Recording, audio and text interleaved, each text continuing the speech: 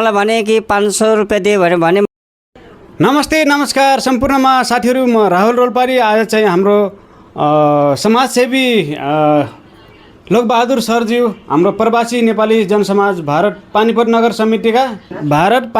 समितिका हाम्रा पूर्व अध्यक्षज्यू हुनुहुन्छ लोकबहादुर ज्यू। हिजो ड्युटीबाट आउने क्रममा बाटोमा गुन्डा लागेर चक्कु प्रहार गरेछन् र घायल अवस्थामा हुनुहुन्छ। त्यही भएर हामी चाहिँ हाम्रो प्रवासी नेपालीको टिम हामी सबै भेट हुन आएका छौँ र गम्भीर हालत भएको छ साथीहरू। म हजुरहरूले अहिले देखाउने छु चक्कु हानेर। सर के बाटो कुर्खेर के बाटो सबै जानकारी दिनुहोस् त, आफ्नो परिचय पनि दिनुहोस्। नमस्कार सम्पूर्ण प्रवासवासीलाई। र विशेष गरी म चाहिँ ड्युटीबाट भनौँ, ड्युटी नभए पनि यसमा कतै साथीहरू कहाँ गएको थिएँ। साथीहरूबाट आउँदाखेरि रातिको 11:30 बजेको समय थियो। यो कोर्टको पछाडि त्यहाँ त्यो रस्ताबाट आउँदै थिएँ बाटोबाट। त्यसपछि 5 जना चाहिँ यहाँका चाहिँ कुनै नसेडी हो अथवा गुन्डाहरू मान्छे थिए। त्यो उनीहरूले मलाई भने कि 500 रुपैयाँ दियो भने मैले भने 500 रुपियाँ पनि छैन मसँग, 50 रुपियाँ पनि छैन, मैले कसरी दिने भन्ने विषय राख्यो। त्यसपछि उनीहरूले चाहिँ मलाई अट्याक गरे, मोटरसाइकल अगाडि लगाएर अट्याक गरिदिएपछि म फेरि रोकिनु पऱ्यो न। त्यसपछि उनीहरूले हातपाई गर्यो। हातपाई गइसकेपछि उनीहरूले अब हातपाई गरेपछि हामीले पनि गरियो, मैले पनि गरेँ। त्यसपछि हामी भिडन्त भयो। भिडन्त भइसकेपछि अनि उनीहरूले चाकु प्रहार गरे। चाकु प्रहार गर्दाखेरि म पनि आफ्नो बच्ने प्रयास गरियो। प्रयास गर्दै अब फेरि हाम्रो लडाइँ भयो। लडाइँ हुँदाखेरि आखिरमा अब खै के भयो कस्तो भयो जस्तो पनि भयो, अलिकति बेहोसी जस्तो पनि भइयो। तर चक्कु त धेरै ठाउँ हानेर दिन्छ सर। चक्कु अब यहाँ हानेको छ, एक जग्गा यो जग्गा यता पनि छ, देखाउन मिल्दैन तर हामीले देख्यौं। यता पनि छ, यहाँ फेरि यता पनि छ र यता पनि चक्कु हानेको छ। एकदम कति यहाँ पनि टाका लागेको रहेछ, यहाँ पनि टाका लागेको छ, यहाँ पनि टाका लागेको छ। भित्र चाहिँ यति छ कि बस म हेर्नै सक्दिनँ। यो घाउ चाहिँ एकदम भित्र छेडी भएको छ।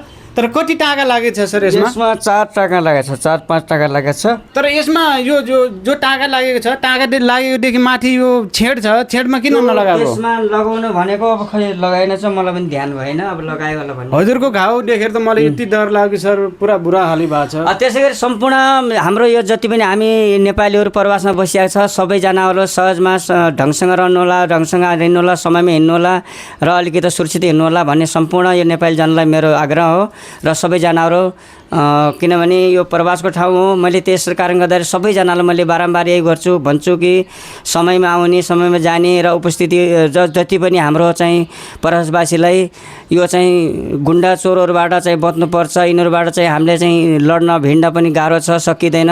त्यस कारण गर्दाखेरि सम्पूर्ण यो हाम्रो प्रवासवासीलाई, नेपालीहरूलाई हाम्रो अनुरोध छ, आग्रह छ, सबैहरू अलिकति सूचित रहेर सुरक्षा रहेर हिँड्नुपर्छ। एउटा समग्र समाजलाई पूर्ण रूपमा पालना गर्नुपर्छ। सबैजनाहरू एकजुटमा आपसमा मिलेर बस्नुपर्छ भन्ने यो सम्पूर्ण प्रवासवासीलाई मेरो यही अनुरोध छ। सम्पूर्णहरूले यही आफ्नो ध्यान गर्नु होला र हामी जसरी भए पनि बचाउ भयो बचियो र सबैजनाहरूले यसलाई पक्कै पनि फलो गरेर आफ्नो ध्यान गर्नु होला। हजुरहरूले पनि साथीहरू कहीँ यताउता गएपछि हजुरहरूले पनि ढिलो नगर्नु होला, आफ्नो टाइममा घर पुग्नु होला।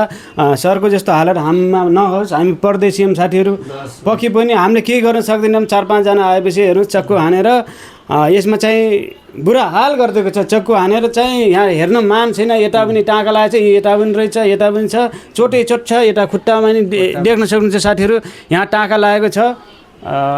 गुन्डाहरूले त हजुरहरूले नि ख्याल राख्नु होला, आफ्नो ख्याल गर्नु होला भन्दै आजको भिडियोबाट बिदा हुन चाहन्छु। हाम्रा प्रवासी नेपालीका सम्पूर्ण टिमहरू हुनुहुन्छ, हामी सबै भेट हुन आएका छौँ। सबैले देखाऊ। यता शान्ति परियार दिदी हुनुहुन्छ भने यता हाम्रा कल्पना सुनार म्याडम हुनुहुन्छ। यता भान्जी के नाम हो?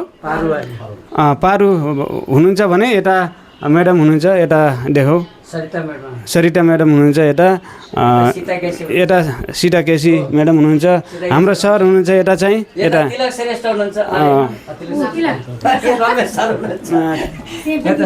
चाहिँ तिलक सर। सबै भएर हाम्रो सरहरू यहाँ हामी चाहिँ भेट्न आएको छौँ। यता रामकुमार सर हुनुहुन्छ, जनसेवक हुनुहुन्छ रामकुमार सर।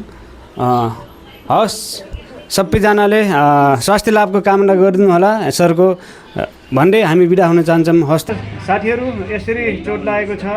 यहाँ लागेको छ यता यता हजुरहरूले यहाँ छ खुट्टामा पनि छ खुट्टामा पनि यसरी चक्कु हान्दैछ कि झिला पारेछ कि मारेर पक्कै पनि मारेरै फालेको अवस्था जस्तो छ यसरी होइन चाहन्छु सर आफ्नो ख्याल राख्नु होला हामी जान्छौँ है हस् सर सम्पूर्ण नेपालीजनलाई मेरो यही अनुरोध छ सबैजनाहरू सुरक्षित जागृत रहनु होला बचाउ गर्नु होला त्यही नै मेरो सबैजना हस् सर हस्